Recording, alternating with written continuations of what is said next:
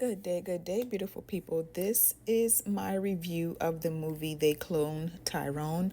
It stars John Boyega as Fontaine, Jamie Foxx as Slick Charles the Pimp, and Tiana Paris as Yo-Yo. So this movie started out with men in front of the corner store talking about Michael Jackson and Tupac. And of course, there's always been talk about the fact that neither one of them are actually dead and that they've been cloned or they're just in hiding somewhere. So Fontaine breaks the leg of a man who owes him money, but he works for someone else called Isaac. And at first, it's kind of hard to distinguish the timing and the time frame of this movie sometimes because it looks modern, and then sometimes it looks like it's based in the 70s because of the wardrobe and the cars kind of coexist. Now in the cars, it's kind of self-explanatory because some guys like the older model cars.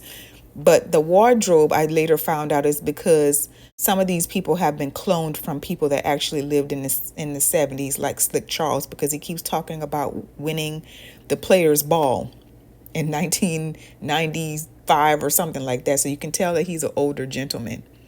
So Fontaine always gets a 40 and a scratch off at the corner store. And the scratch offs always say, "You lose." He never wins anything. So he pours out some of his 40 into the cup of the corner store bum every time he takes a sip.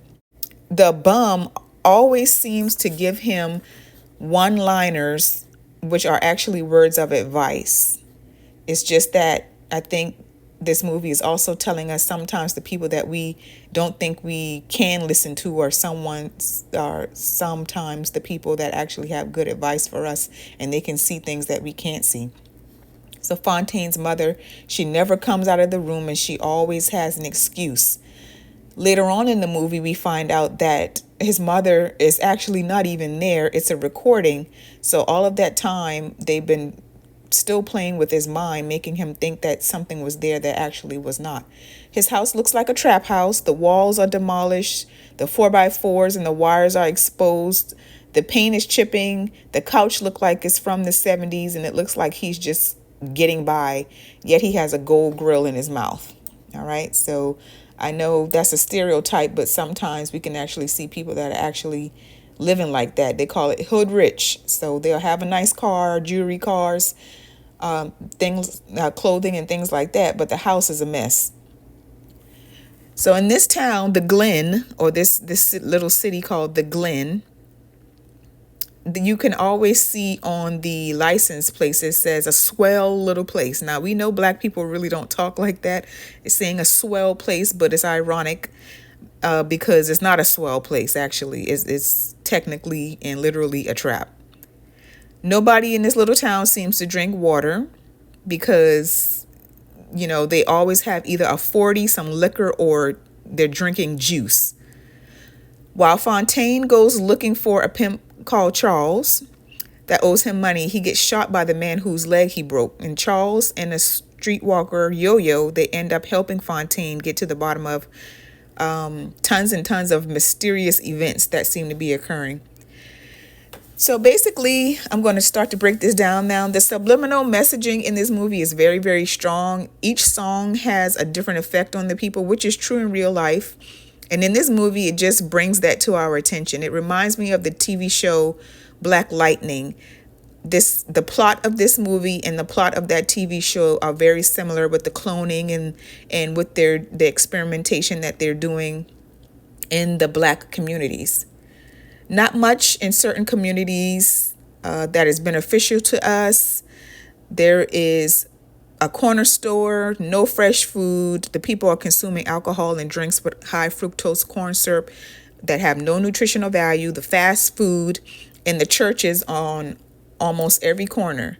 The chicken places and things of that nature. So that's a running theme in this movie. And that is something that just reminds me of a lot of the other plots that I've seen in some of these other shows and movies. So the chicken place in this movie closely resembles the same logo for Church's Chicken, if you've ever heard of Church's Chicken.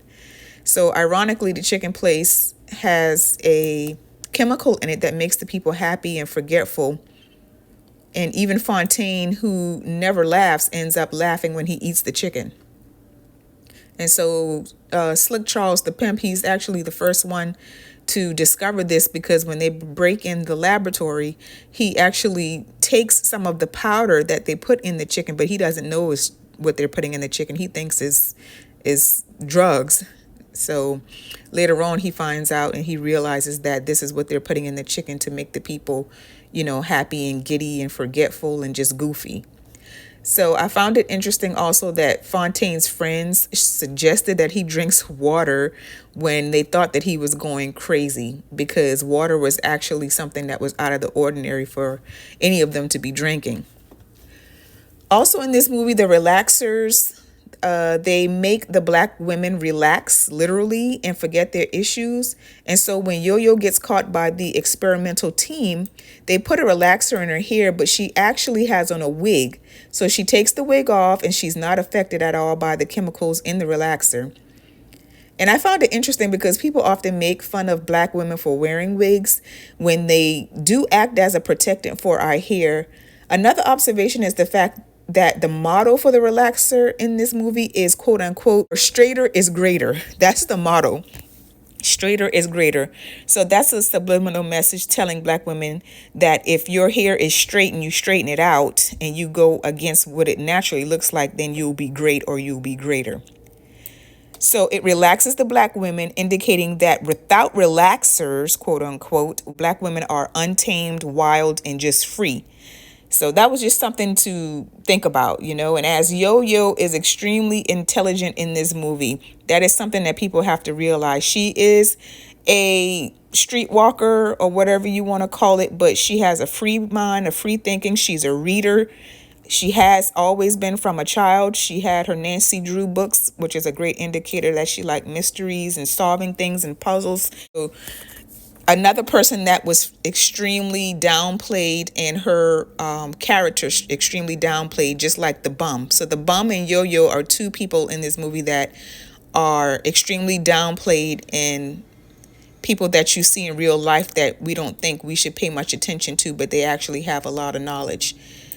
They also end up at a church to get answers, and they see that the pastor is also in on it because the pastor is a clone. So when they later on in the movie, when they do find the lab or the lair or whatever you want to call it, where all the clones are, they see that the pastor is one of the clones. And as you know, across the world or across the country, that there are churches everywhere and there are pastors everywhere, and they kind of, behave the same. So they're leading the people to nowhere, basically. And the sermon in this movie, in this pastor's church, was obedience. Obedience. So take that however you want to take that. There's also the presence of the grape juice that's used in communion. And that was something that the people in the experimentation was using on the black community, is grape juice. So they had that in the church and they were using that for communion purposes. And it contained a chemical that affected the people. There was also a white Jesus at the front and center of the church, believe it or not. And I talked about this before in another one of my videos.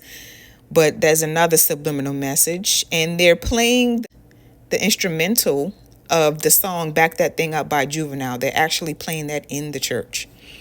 So Yo-Yo and her pimp, Slick Charles and Fontaine, they find the lair with all the clones, and they realize that it's the same people being cloned over and over again. And to me, it indicates that there are the same characters in our communities no matter where we go.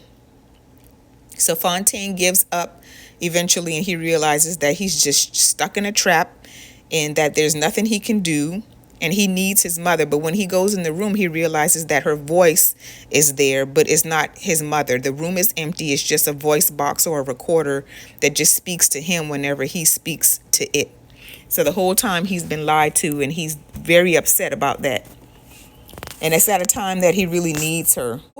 If you're wondering who Tyrone is, because I keep saying Fontaine, Tyrone is one of many clones, and he doesn't show up until the end of the movie out in California. Fontaine and Tyrone are clones of the head of the experimentation, This black guy is the head geneticist, which is a black man who ingrained the memory of his brother into the clones that he made of himself. His little brother was killed by the police, and he tried to make black people white. And he said that the hair is stubborn. So if the first few of his experiments failed because the skin turned white, but the hair was stubborn, he said. And so that was something they were continuously working on. The reason that he took on the experiment in the first place was to make sure that something like what happened to his brother never happened again. And he said that assimilation was better than annihilation. So he thought that the answer was turning black people into white people so they wouldn't have to have and face the issues that they did and that we do. But I just found it interesting that a black man is the leader of this whole experimentation. He's that lead geneticist, and one of his own clones in the movie end up killing him. So at the end of this movie, the whole hood comes together to bring the establishment down, and that definitely says a lot if you read between the lines about us sticking together to change our circumstances. I give this movie an 8 out of 10. I give it an 8 out of 10 because I've seen this plot before, and I give it an 8 out of 10 because it's awesome, amazing acting, great actors, and it actually makes you think. So I just want to say, remember that they tell you in the movies, and I want to thank you all for watching. Please leave your questions, comments, and concerns. Be blessed.